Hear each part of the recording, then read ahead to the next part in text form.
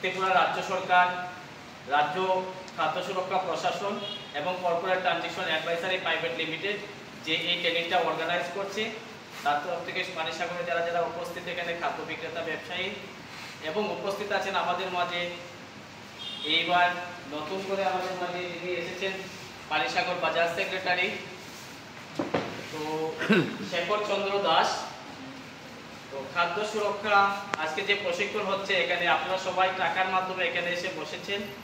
ভারত সরকারের আইন অনুযায়ী প্রতিটি খাদ্য বিক্রেতা ব্যবসায়ীরা যেমন করে একটা ওষুধের দোকানে একজন ফার্মাসিস্ট রাখা হয় যে ওষুধ সম্পর্কে জানে, ঠিক ভারতবর্ষে বিভিন্ন জায়গাতে দেখা গেছে অনেক রোগে আক্রান্ত অনেক মানুষ হচ্ছে।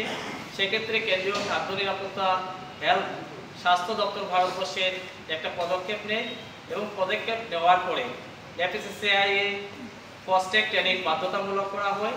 ফাস্ট্যাগ ট্রেনিং আপনারা যিনি আজকে এখানে ট্রেনিং দেবেন উনি অজিত কুমার ভট্টাচার্য, FSSAI অর্থাৎ সেন্ট্রাল গভর্নমেন্টের অ্যাপ্রুভাল ট্রেনার, যিনি অ্যাম্পেনাল ট্রেনিং ট্রেনার। তো উনি বিভিন্ন ধাপে ধাপে আজকে আপনাদের অবগত করবে কীভাবে খাদ্য সুরক্ষিত রাখা যায় এবং মানব সম্পদ বলতে যেহেতু আমাদের খাবারে আমাদের শরীর ভালো খারাপ হয়, সেক্ষেত্রে শরীর জড়িয়ে আছে, স্বাস্থ্য জড়িয়ে আছে, কীভাবে আমরা গুণগত বজায় রেখে আমাদের বাচ্চা আমরা সুস্থ রাখবো এবং আমাদের যেখানেই ব্যবসা করছি আশেপাশে যে ক্রেতা সাধারণ আছে তাদেরকে সুস্থ এবং স্বাভাবিক রাখবো।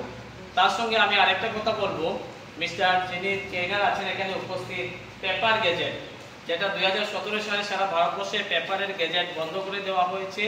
যে কোনো ধরনের ভিজা খাবারে সেটা প্রযোজ্য নয়। অনেক ক্ষেত্রে আমরা দেখতে পাই যেমন কোনো ধরনের টিফিনের দোকানে গেলাম, সেখানে পুরি দিয়ে দিচ্ছে একটা পেপারের টুকরার মধ্যে। তো এই পেপার গেজেটে অনেক ধরনের ব্যাকটেরিয়া এবং আমাদের শরীরে হানিকারক ক্যান্সারের ব্যাকটেরিয়া পর্যন্ত ঢুকে।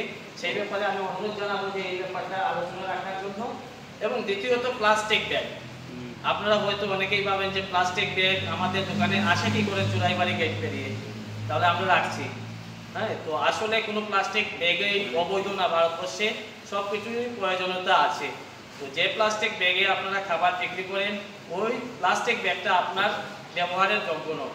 তো সেক্ষেত্রে ওই প্লাস্টিকটা ঠিক অন্যভাবে ব্যবহারের প্রয়োজন। সেই ব্যাপারেও আমি অনুরোধ জানাবো প্লাস্টিক ব্যাপার নিয়ে আলোচনা রাখার জন্য। তো আমি এক দু কথা বাজার সেক্রেটারি যিনি আছেন শেখর চন্দ্র দাসকে খাদ্য সুরক্ষা এবং বাজারের সার্বিক দিকে যদি এক দু কথা আলোচনা রাখেন। ধন্যবাদ।